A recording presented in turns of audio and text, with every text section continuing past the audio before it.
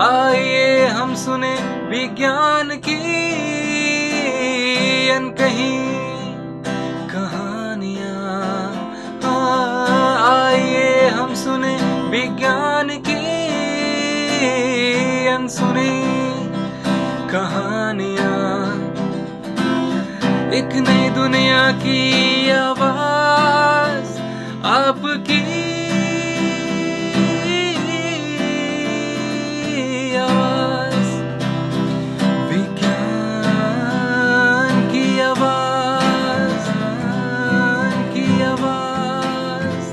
Celebrating Azadi Ka Amrit Mahotsav, we bring you a podcast series on STEM popularization, science, technology, engineering, mathematics and medicine, supported and catalyzed by the National Council for Science and Technology Communication, Government of India. This program is produced by Media for Community Foundation. Creative content and technical support is given by Apna Radio, Indian Institute of Mass Communication, New Delhi. एक नई दुनिया की आवाज आपकी आवाज, विज्ञान की आवाज, की आवाज, की आवाज। भारत के विज्ञान के क्षेत्र में science, technology, engineering, mathematics and medicine के क्षेत्र में हमेशा से साइंस कम्युनिकेशन की भूमिका अहम रही है। 1980 में भारत कंप्यूटर शक्ति से वंचित था। पश्चिम के सुपर कंप्यूटर या तो बहुत महंगे थे या भारत को बेचे नहीं जाते थे। इसीलिए CSIR ने सुपर कंप्यूटिंग शक्ति प्राप्त करने के लिए कई अनुक्रमिक कंप्यूटरों को समानांतर में जोड़ने का निर्णय लिया। फ्लो सॉल्वर भारत का पहला समानांतर कंप्यूटर 1986 में बनाया गया था। फ्लो सॉल्वर की सफलता ने देश में परम जैसी अन्य सफल समानांतर कंप्यूटिंग परियोजनाओं को भी गति दी। आपदाएं दुनिया भर में सतत आर्थिक विकास को खतरे में डालती हैं। पिछले 20 वर्षों में भूकंप, बाढ़, उष्णकटिबंधीय तूफान, सूखा और अन्य आपदाओं ने लगभग 3 मिलियन लोगों की जानें ली हैं। 1 अरब अन्य लोगों को चोट, बीमारी और दुख पहुंचाया है और लाखों रुपयों की क्षति हुई है। आपदाएं दशकों से मानवीय प्रयास और निवेश को नष्ट कर देती है, जिससे समाज पर पुनर्निर्माण और पुनर्वास की नई मांगे बढ़ जाती हैं।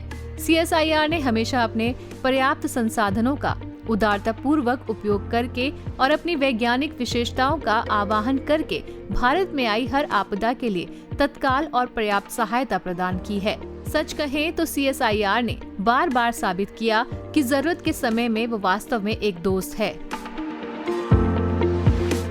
जब सड़कों के निर्माण की बात आती है तो सभी सड़कें CSIR के पास आती हैं, जो सड़क निर्माण प्रौद्योगिकियों और तकनीकों की योजनाएं बनाने, डिजाइन करने और तैयार करने का स्रोत है, जो स्थानीय रूप से उपलब्ध सामग्री, कौशल और बुनियादी ढांचे को तैनात करते हैं, चाहे वो राजस्थान की रेगिस्तानी रेत हो या असम के वर्षावन, कश्मीर के बर्फीले इलाके या मुंबई के एक्सप्रेसवे या भारतीय मानचित्र पर मौजूद कई गांव। संचार एक ऐसा माध्यम जिससे सूचनाएं यहाँ से वहाँ पहुँचती हैं और हमें कई तरह की जानकारियाँ प्राप्त होती हैं। इन जानकारियों में भी सटीकता क्या है और किस तरह से होता है साइंस का संचार, जानकारी दे रही है CSIR की निदेशक प्रोफेसर रंजना अग्रवाल।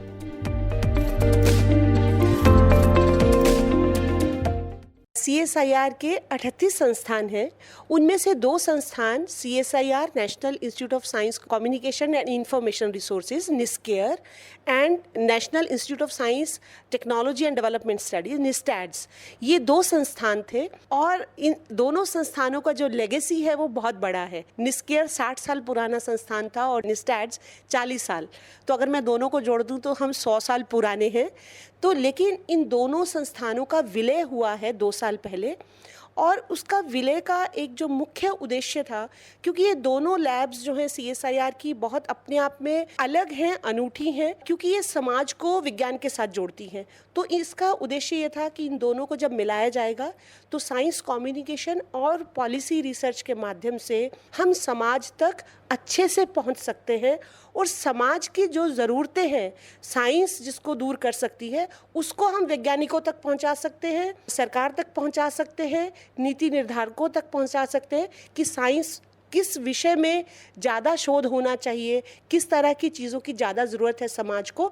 तो हम एक तरह से दोनों तरह का काम करते हैं, समाज की ज़रूरत वैज्ञानिकों तक पहुंचाना और वैज्ञानिकों ने जो किया है उसको समाज तक पहुंचाना। अगर विज्ञान का संचार अच्छे से हो तो ये कभी हमारे मानस में आएगा नहीं कि विज्ञान मुश्किल है। तो विज्ञान एक सरल विषय है, परंतु शायद हमने उसको बहुत क्लिष्ट बना दिया है, इसलिए वो मुश्किल लगने लगा है। और विज्ञान संचार का ये उद्देश्य ही है कि वो जितने भी भागीदार हैं, चाहे वो वैज्ञानिक हैं, चाहे वो आमजन हैं, चाहे स्टूडेंट्स हैं, उन सब के साथ उसी भाषा में संचार करें जो वो समझते हैं। तो विज्ञान संचार का जो मूल उद्देश्य है कि विज्ञान को जन जन तक पहुंचाना सटीकता के साथ, उन्हीं की भाषा में, उन्हीं के भाव में, ताकि वो उसको जान सके। देखिए, विज्ञान की जब हम बात करते हैं और उसके संचार की, इसको हम 5-6 स्तर में बांट सकते हैं। एक है स्कॉलरली कम्युनिकेशन, जो एक वैज्ञानिक दूसरे वैज्ञानिक से बात करता है, एक वो स्कॉलरली कम्युनिकेशन है। दूसरा हमारा है लोकप्रिय विज्ञान संचार, जहाँ पर हम विज्ञान को आम भाषा में करके, स्टोरी टाइप कंटेंट करके लोगों तक पहुंचाते हैं, वो हो सकता है। हमारा पारंपरिक ज्ञान का संचार, वो एक अलग विषय हो सकता है। सोशल मीडिया, आज के समय में आप देख रहे हैं नई नई विधाएं आ रही हैं, सोशल मीडिया से हम कैसे साइंस कम्युनिकेट कर सकते हैं, वो हो सकता है। और जो एक बहुत बड़ा, जिसके ऊपर आजकल हम एम्फेसाइज कर रहे हैं, भारतीय भाषाओं का संचार। क्योंकि अगर आप देखेंगे 80% अगर विज्ञान का कम्युनिकेशन है, साइंस कम्युनिकेशन है, तो वो इंग्लिश लैंग्वेज में होता है। और जबकि हमारी आबादी का मुश्किल से 15% लोग जो हैं वो इंग्लिश समझ पाते हैं। तो अभी एक बहुत जो हमारा महत्व हम दे रहे हैं कि रीजनल भाषाओं में भी हम विज्ञान को संचार करें। और इसी तरह आप देखते हैं कि हमारी जो बहुत सी विधाएं हैं, स्टोरी टेलिंग है, पपेट है, तो इस तरह की बहुत सी विधाओं के साथ भी हम साइंस कम्युनिकेशन कर सकते हैं। छोटा सा उदाहरण लेना चाहूंगी, बिपरजॉय। जून में आप जानते हैं कि एक तूफान आया और गुजरात के तट पर टकराया। तो हमारा जो मौसम विभाग है, बहुत से सैटेलाइट्स, आप जानते हैं कि इंडिया का बहुत बड़ा नेटवर्क है, जो मौसम विभाग है उसके पास बहुत सारा डाटा रहता है। तो पूरा मॉनिटरिंग कि तूफान कहाँ बन रहा है, कब बन रहा है, किस गति से वो आ रहा है, तो ये पूरी इंफॉर्मेशन, ये पूरा आपको हर वक्त रेडियो पर, टीवी पर, न्यूज़पेपर में हम तैयार थे उस तूफान के लिए। और इसी वजह से अगर आप देखेंगे जान की हानि, तो उसमें आपको 10 से भी कम नंबर है उसका। तो हम इतना तैयारी थी हमारी।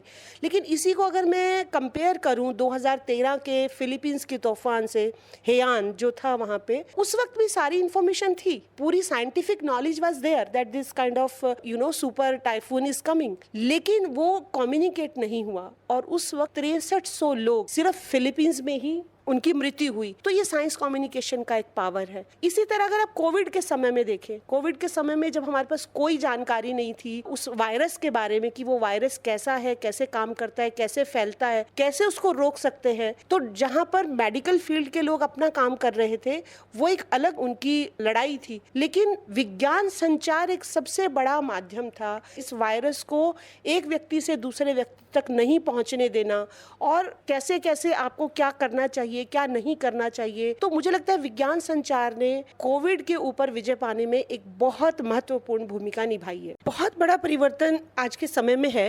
पहले जो हमारे संचार के माध्यम थे बहुत सीमित, और वो लोगों तक पहुंच उसकी बहुत सीमित थी।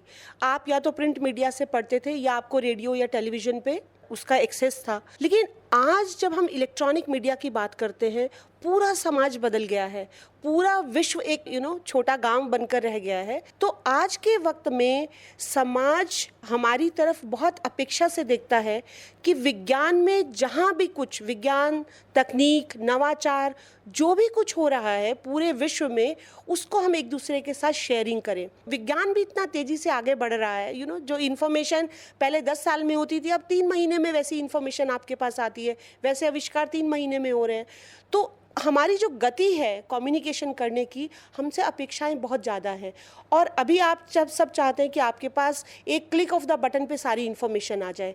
आप चाहे तो गूगल के माध्यम से देखते हैं, विकिपीडिया के माध्यम से देखते हैं, आप अपने मोबाइल फ़ोन के माध्यम से देखते हैं, आपके पास सोशल मीडिया के इतने प्लेटफॉर्म है। तो आज के वक्त में जो साइंस कम्युनिकेशन है, पहले के साइंस कम्युनिकेशन से बहुत अलग है, और इसमें बहुत सी अपॉर्चुनिटीज़ भी हैं, लेकिन इसमें बहुत से चैलेंजेस भी हैं। विज्ञान के बिना आज आप कोई कोई कल्पना भी नहीं कर सकते। इसीलिए हमारे आदरणीय प्रधानमंत्री भी हमेशा इस बात पे बहुत जोर देते हैं कि हमारी जो सोच है वो वैज्ञानिक सोच होनी चाहिए। ये ज़रूरी नहीं कि आप विज्ञान संचारक हैं इसीलिए विज्ञान संचार करेंगे।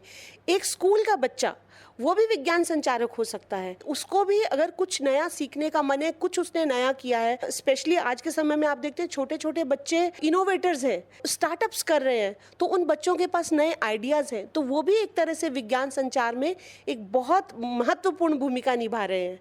तो ये कहना चाहिए कि कलेक्टिव एफर्ट हो गया है कि हम एक दूसरे के साथ नॉलेज शेयर कर रहे हैं। वैज्ञानिक कोई भी शोध करता है तो वो किसी पत्रिका में, जो वैज्ञानिक पत्रिका होती है, उसमें अपने पेपर को प्रकाशित करना चाहता है ताकि पूरे विश्व को पता चले कि उसने क्या काम किया है।